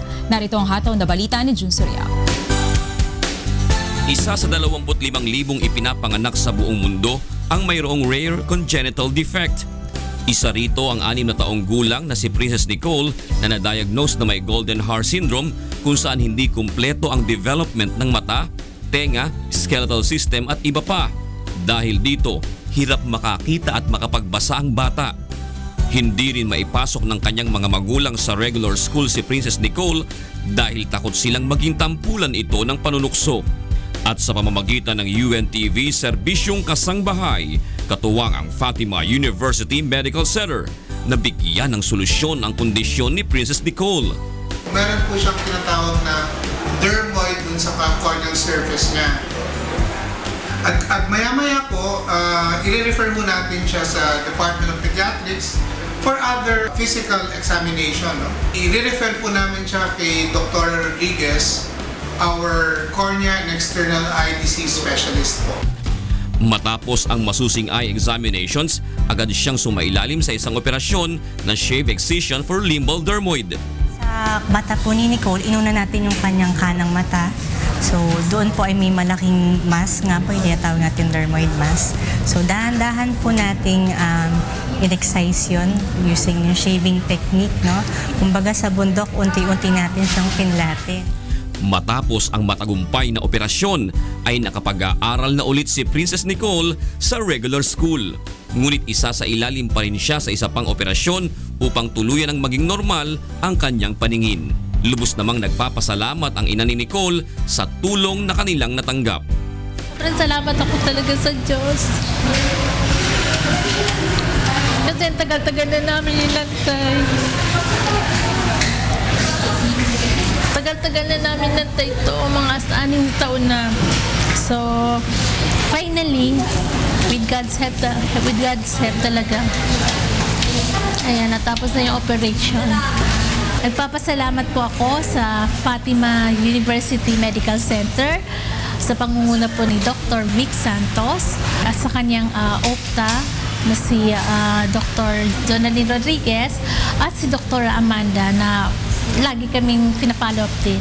Ako ay natutuwa na yung iba't ibang mga institutions at maging yung atin hong mga kaibigan ng mga doctors ay nakikibahagi dito ho sa ating advokasya na matulungan yung ating mga kapwa-taong talagang wala namang pagkukuhanan. Kaya ho, salamat po at kayo ay nakikisa sa amin sa atin hong paglilingkod sa ating mga kababayan. Jun Suriao para sa Serbisyong Kasangbahay. Alamin naman natin ang update sa isinasagawang medical mission ng UNTV. Katuwang ang Members Church of God International sa Project 6 Barangay Hall, Quezon City mula kay Aiko Miguel. Live. Yes, Aiko. Good morning, Kuya, at sa ating mga kasambahay. Andito tayo ngayon sa Barangay Hall ng Barangay Project 6, Quezon City. At wala pang alas 6 ng umaga ay marami nang pumila at nagpa-register para sa free medical consultation and services dito sa mobile clinic ni Kuya. As of 7:30 a.m. ay mayroon na pong nakapagpa-register para sa medical consultation na 71. Sa dental services naman ay may mahigit 10 na ang nakapagpatala upang magpabunot ng ngipin o ang dental extraction. Karamihan dito ay mga bata. Mayroon din po tayong mobile clinic ni Kuya sa harap ng Barangay Hall upang tumanggap naman ng ating mga kababayang nangangailangang magpa-X-ray, ECG at CBG o ang capillary blood glucose para malaman naman ang blood sugar ng isang tao. Mayroon ding free pedia consultation at libreng gamot para sa lahat ng magpapakonsulta sa ating mga doktor ngayong umaga. Ang libreng medical consultation and services dito sa Barangay Project 6 ay inorganisa at sa pangunguna ni Brother Eli Soriano ng Members Church of God International kasama ang Kamanggagawa Foundation Incorporated at ni Mr. Public Service ang ating Kuya Daniel Razon ng UNTV in partnership din po with bagong Henerasyon Party List o ang BH Party List. Bukas ang clinic ni Kuya mula alas 6 ng umaga hanggang alas 10 ng umaga. Nagpapasalamat din tayo sa Diyos una sa lahat at sa pagpapaunlak ng Barangay Captain ng Barangay Project 6 na si Barangay Captain Honey Llamas V upang magamit naman ang Barangay Hall sa pagsasagawa ng medical mission ngayong umaga. At para sa ating mga kasambahay dyan sa Bulacan po ang next schedule. Sa Sabado po, September 3, 2016 sa Timoteo Elementary School, Barangay Bigti, Norzagaray, Bulacan. At as of 7:35 nga po ngayong umaga ay mayroon na pong registered services. 21 na po ang nabigyang serbisyo para sa medical adult consultation at 14 naman para sa dental extraction o sa pagpapabunot ng ngipin. Yan muna ang latest live mula dito sa Barangay Hall ng Barangay Project 6, Quezon City. Balik sa iyo, Kuya. Maraming salamat, Aiko Miguel. Nagulatan live mula sa Project 6, Quezon City. Update naman tayo sa ating libreng sakay mula kay Melvin Arbo. Live. Melvin, saan ka na? Good morning, Kuya! Good morning po sa ating mga kasambahay all over the world. Ngayon po, Kuya, ay nandito na tayo sa may bandang Buendia, sa may panunukan po mismo ng Batangas Street. At tayo po ay papunta na diyan sa may bandang Ayala Avenue upang ihatid ang mga naisakay natin mula pa po diyan sa Baclaran Coastal. Ito po sila, Kuya. Gusto po nila bumate sa inyo. Isang bati nga kay Kuya Daniel. 1, 2, ready, go! Morning, Kuya! Yan po ang bati po nila, Kuya. At sila po ay may kabilang na po, Kuya, na 175 na mga pasahero. At yan po ay madadagdagan pa dahil nandito pa lamang tayo sa may Buendia Avenue. Papunta pa po tayo ng Monumento area. Dadaan tayo ng EDSA na kung saan marami pa po tayong ine-expect na mga pasaherong may isasakay sa umaga pong ito. Ang ating libre sakay mula po Monday to Friday, except holidays, ay bumibiyahe po tayo, Kuya, mula Baclaran, mula Monumento, Baclaran, Monumento, para magsakay ng libre sa ating mga pasahero. Nag-entertain din po tayo, Kuya, ng mga request ng mga libreng Biblia. At God willing, Kuya, bukas po ay ilalagay din po natin ang free wifi dito po sa ating bus. Lahat ng mga sasakay, mayroong smartphone, pwede po silang makakonect. Up to 30 connections po, po pwedeng kumonect dun po sa ating libreng wifi. Bukas na po yan, niloloobin. At siyempre, ito po ay sa atin ni Kuya Daniel ng UNTV at si Brother Eli Soriano ng Ang Dating Daan. Balik kayo dyan, Kuya. Maraming salamat, Melvin Arbo, mula po dyan sa ating libreng sakay bus na nasa Ayala Avenue na ngayon. Sa atin namang sports balita, kasama natin si Rina Villamor.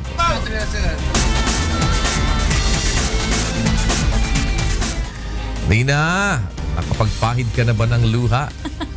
Good morning, Kuya! Marami daw nag-aabang sa akin sa pelikula mo. Joke lang. Oo nga. Pwede pwede. Joke lang. Hindi ako mahirapan mag-motivate sa'yo. Isang sabi mo lang. Sasabihin ko lang. Babagsak na luha ko. Sasabihin ko lang pala sa'yo, Rina, ano na naman ang ginagawa mo? Sabihin lang sa Rina, Kuya, Pero alam mo, yun ang sign yan, yan yung mga papas girl. Totoo, Kuya. Ganyan ang mga papas girl. Papas girl lang, Kuya. Pero... ganyan. Diba, maluhain ka din. Tapos pagkadating naman sa iba, mataray. Ganon ang mga papas girl. Totoo yan. Yes. Mabait ako eh. Alin? Mabait ako. Pagbuhat ka pa ng sarili mong bangko. Kailan pa? Since today. Yan yung mga alam mo pagka mga papas girl, pagdating doon sa mga husband nila o kaya boyfriend nila, mga ano yan, mga parang ganyan yan, yung mga ganon, angil. Matawa si Rina. Hindi, ewan ko based on yung mga studies, research, and personal account. Ano yan? Karamihan sa mga papas girl ng a-under. Rina. Pero kung hindi man mang-under, yung bang medyo matapang, palaban, Kuya. Tsaka medyo controlling. Alam mo yun, yung mga tipong basta pagdating kasi parang feeling nila, tatay pa rin nila kausap nila. Yung tatay kasi sa tatay nila parang umuubra yung nila eh. Yung gano'n nila. Umuubra yung kalokohan nila na gano'n na parang konting pagka gumanon, pinagbibigyan, konting pag inaamo, gano'n. Kaya minsan nadadala. Makes sense, oo. Oo, nadadala yung yung ganung ugali na parang basta brat. Ganun. Totoo daw sabi ni Rina, Kuya. Di ba? No? Parang ganyan. Para masama yan. Pag mag-aasawa ka na, masama, di ba? Buti alam mo. Buti alam mo. Lagi sa akin sinasabi yun ni Ayan eh. Nasa Bible yun, di ba, Kuya? Tsaka, sinasabi ko din sa'yo palagi yan, di ba? Kaya tatandaan. Hindi pala po nung mag-aasawa, Kuya, kaya... Ba't defensive ka? Di naman ikaw. Sabi ko lang. Pero di ba nagsabi ka na sa akin may plano ka? Ha? Nagsabi ka na sa akin may plano ka na, di ba? Wala. Ito si Rina. Maniwala si Kuya. Nanonood din mami ko. Maniwala mami ko. Hindi Baka sabi ng mo, nauna pa kayo nagplano ha? Oo nga Kahit yung boyfriend ko, hindi pa niya alam talaga. Ganyan. Parang namilog bigla yung mata. Hindi pa. Malayo pa yan. Tsaka ka daw, ikaw daw ang malaki ang kailangang share pagka magpapakasal na si Monica. Sagot mo daw Rina ang sagot mo na daw ang reception. Hindi ba si Kuya yun? Hindi ba si Kuya yun? Meron ka pang balita, di ba? Yung may news ka pa, di ba? Sige. 7:49 na, magbalita ka na, ha? Kuya. Sports na tayo, ha? Sige. Ito kuya, sa larangan muna ng tennis world number 1, Novak Djokovic, pinangunahan ng pagbubukas ng US Open para sa kanyang kampanya na makuha ang kanyang ikatlong titulo sa laro. Tinalo ni Djokovic si Jerzy Janowicz sa Arthur Ashe Stadium sa scores na 6-3, 5-7, 6-2 at 6-1. Si Janowicz na nagkaroon ng knee at lower back problems noong first half ng kompetisyon ay nagmula sa number 247 sa Emirates All Tennis Professional ATP rankings at umaasa na makakaabot sa second round ng laro sa New York. Samantala si Djokovic nagpamasahe naman sa isang physiotherapist sa kalagitnaan ng laro dahil sa elbow pain na kanyang naramdaman. Iranian Zara Nemati sasabak sa Paralympic Games sa susunod na linggo matapos magpakitang gilas sa katatapos lamang na Rio Olympics. Siya ang kauna-unahang atleta na pinayagang maglaro sa dalawang magkahiwalay na torneo at matatandaang naging flag bearer pa siya ng Iran kamakailan. Ang dating Olympian sa larangan ng black belt taekwondo ay sasabak sa larong para-archery. Nabaldado kasi ang atleta sa isang car accident noong 2012 kaya napilitan na magpalit ng kanyang sport. Si Sara ay natapos lamang sa ika-49 na pwesto sa Rio Olympics, ngunit nakapag-uwi na ng gold at bronze sa para-archery noong 2012 at gold din sa 2013 World Para-Archery Championships na ginanap sa Bangkok, Thailand. Hindi nakadalaw ang pambansang kamaos pagbubukas ng UNTV Cup Season 5 dahil sa kanyang pag-iensayo sa nalalapit na laban kontra Jesse Vargas. Nakatakda sa September 8 ang unang pagkikita ng dalawang boksingero sa isang press conference na idarao sa Beverly Hills Hotel sa California para formal na i-anunsyo ang kanilang bakbakan sa November 5, 2016. Magkakaroon din ng pagkakataon sina Pacquiao at Vargas na mag-ikot sa US para i-promote ang nasabing event. Ayon sa Top Rank Incorporated, ang mga tickets para sa Thomas and Mack Center Las Vegas na pagdadausan ng laban ay ibebenta sa presyong $50 hanggang $100. At para sa ating UNTV Cup Season 5, ito po ang ating groupings. Sa Group A, andyan ang mga kupunan ng AFP, MMDA, BFP, Malacanang, Senate at Ombudsman. At para naman sa Group B, andyan ang PNP, NHA, Judiciary, GSIS, HOR, DOJ at BOC. Wala po tayong magiging live games this coming Sunday at ang susunod po nating laro ay sa September 11. Kuya Atmon? Maraming salamat, Rina. So, September 11, yung ating next game. Next game, Kuya, yes. Yeah. Bukas, bibigay ko sa inyo yung schedule. Wala pa kasing not-really. Okay. And on Sunday, mapapanood naman nila yung first opening ceremony and yung first game. Diba? At Kuya, may nagpapabati pala. Sila Porky. Nandito eh. Nanggugulo Kanina pa dyan. gumaganon-ganon, no? Talaga nanggugulo sa'yo si Porky. Si Porky tsaka sila George. Singilin mo yan si Porky. Singilin mo yan at maraming utang yan sa'yo. Bibigyan ka daw niya ng bibigyan ka niya ng cake. Sa wedding niya. Bibigyan ka niya ng cake. Kaya lang, korting lechon. Cake yun, bago. Cake na korting lechon. Pwede. Ang candle nasa buntot. Doon mo hihipan sa buntot. Tapos made in China rin. Ganun. Baka bentahan ka ng relo niyan, ha? Oo nga, marami nang bumili ng relo, di ba? Huwag kang bibili dyan kasi lahat ng relo niyan humihinto.